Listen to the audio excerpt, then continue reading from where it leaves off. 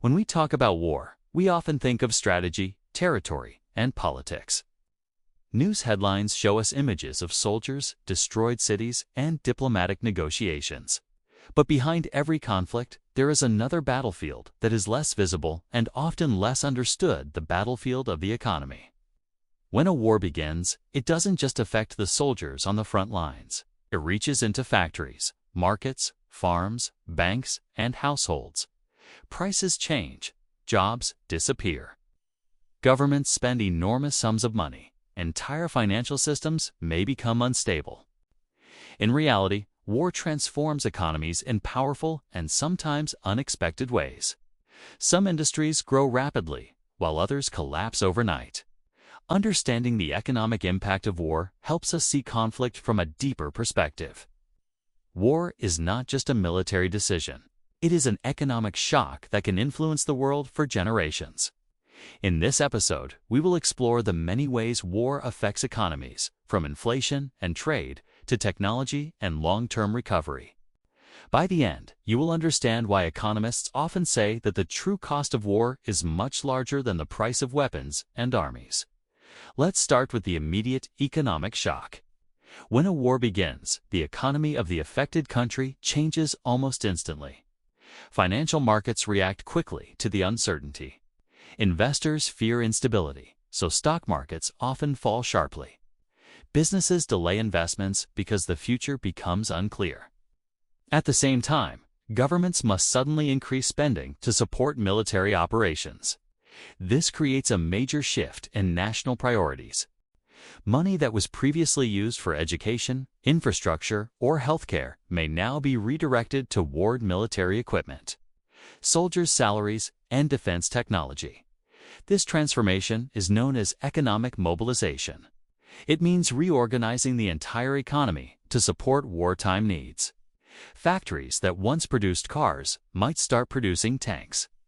During large conflicts, governments often take greater control over industries, regulating production and controlling prices. This brings us to one of the most obvious economic effects of war: the massive increase in government spending. Wars are extremely expensive. Modern warfare is even more costly because of advanced technologies like fighter jets, satellites, and cyber warfare systems. To pay for these costs, governments usually increase taxes, borrow money, or print money. Each of these choices has serious consequences. Increased taxes reduce spending power, borrowing leads to national debt, and printing money often triggers inflation. Inflation is one of the most common economic consequences of war. It happens when prices rise across the economy. During a conflict, several factors push prices upward. One major reason is supply disruption. Factories may be destroyed, transportation networks can collapse, and workers may join the military. This reduces the amount of goods available. At the same time, governments are spending dramatically, pumping more money into the economy. When more money chases fewer goods, prices rise. Food and energy prices are often the first to increase, making life extremely difficult for ordinary people as their savings lose value. War also destroys infrastructure, the backbone of any economy. Roads, bridges, railways, ports, and power stations are essential for economic activity. When these are damaged, productivity falls sharply.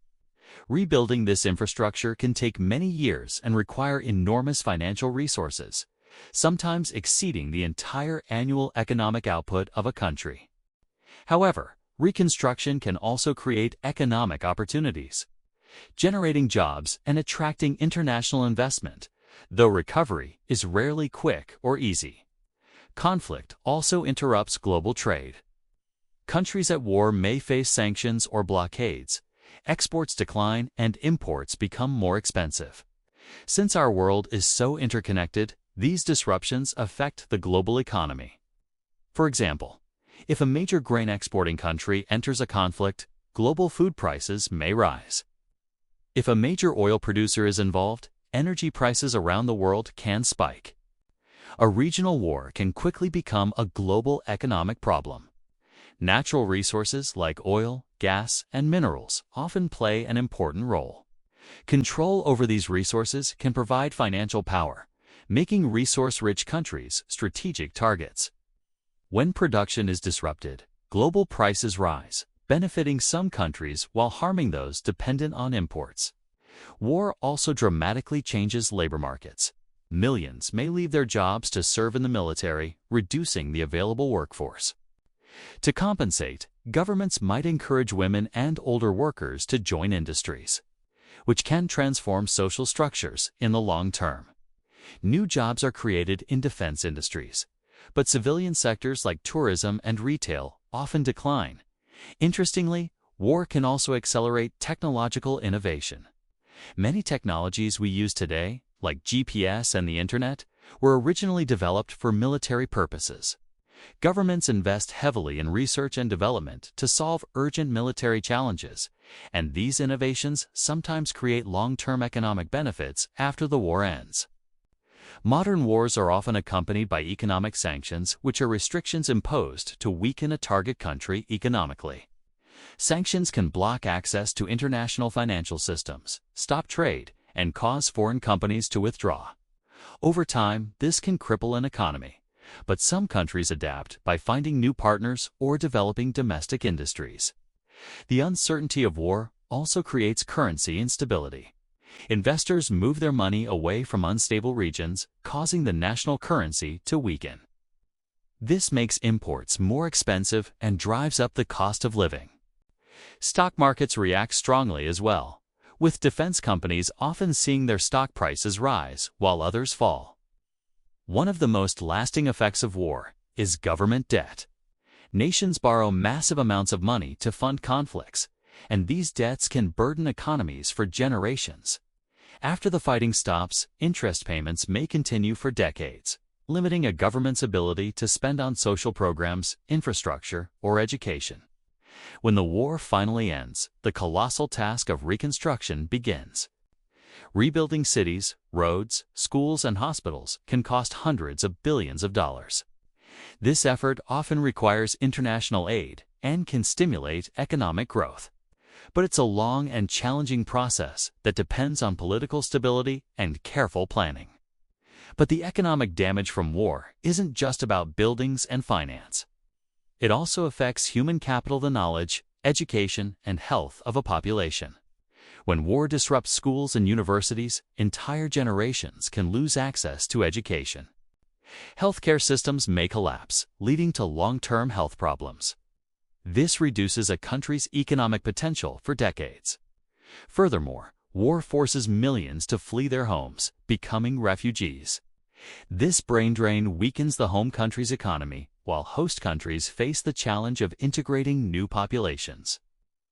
However, in the long term, refugees often bring new skills and entrepreneurship, contributing strongly to the economies where they settle. Even wars far away can have global ripple effects. Because of globalization, a conflict in one region can disrupt supply chains, raise transportation costs, and cause investors worldwide to adjust their strategies. A regional tragedy quickly becomes a global economic event. War reshapes industries, disrupts trade, increases government debt, and affects the daily lives of millions. The economic impact doesn't end when the fighting stops. It often continues for decades. At the same time, history shows that economies can recover. Nations rebuild cities, restore industries, and create new opportunities from difficult circumstances. But this recovery requires stability, cooperation, and a long-term vision. Understanding the economic side of war helps us see the full cost of conflict.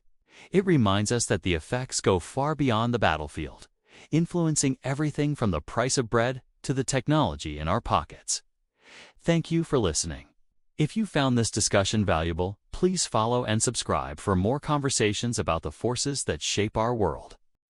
We often talk about war in terms of battles, borders, and politics. We see images of soldiers and destroyed cities on the news. But behind every conflict, there's another battlefield. One that's less visible, but just as important: the battlefield of the economy. When a war starts, it doesn't just impact the front lines. It reaches into factories, markets, and homes. Prices shift, jobs disappear, and governments spend staggering amounts of money. Trade routes collapse, and entire financial systems can become unstable. War transforms economies in powerful and sometimes unexpected ways. Some industries boom, while others collapse. Some countries get richer, while others face decades of poverty. Understanding the economic side of war gives us a much deeper perspective. It shows us that conflict is not just a military decision. It's an economic shock that can shape our world for generations. Today, we're going to explore how war affects everything from government spending and inflation to global trade, technology, and long-term recovery. By the end, you'll see why economists say the true cost of war is far greater than the price of weapons and armies. The moment a war begins, the economy feels an immediate shock. Financial markets hate uncertainty, so stock markets often fall sharply as investors pull back. Businesses delay big investments because the future is suddenly a giant question mark. At the same time, governments have to massively increase their spending on military operations. This forces a huge shift in national priorities. Money that was meant for education, healthcare, or roads is suddenly redirected to military equipment, soldier salaries, and defense technology. Factories that once made cars might start producing tanks.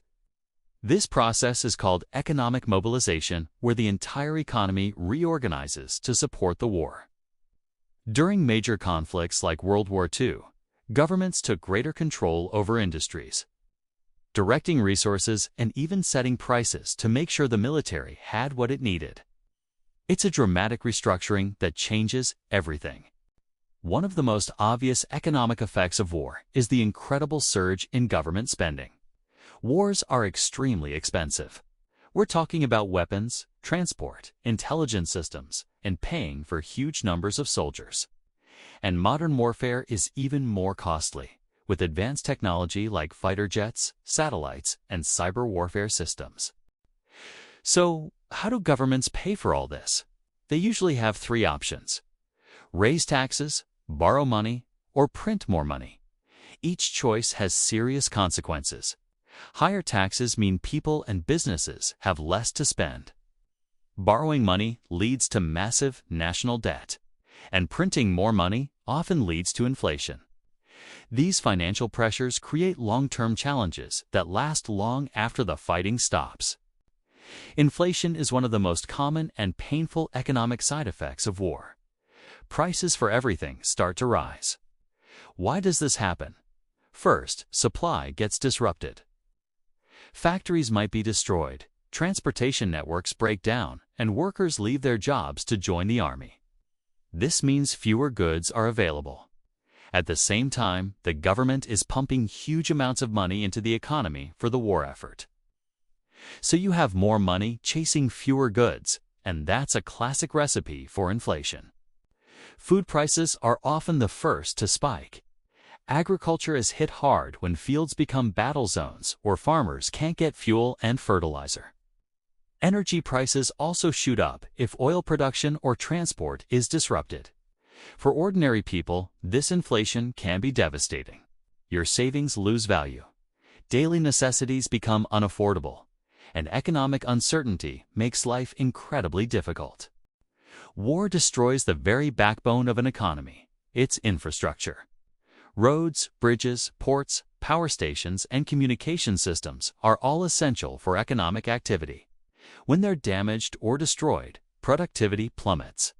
Businesses can't move goods, factories shut down without power, and communication collapses. Rebuilding all of this can take years and cost a fortune, sometimes more than a country's entire annual economic output.